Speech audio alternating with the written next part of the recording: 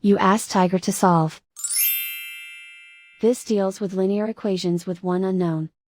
The final result is x equals 18. Let's solve it step by step. Simplify the expression. Group like terms. Simplify the arithmetic. Group all constants on the right side of the equation. Add 18 to both sides. Simplify the arithmetic.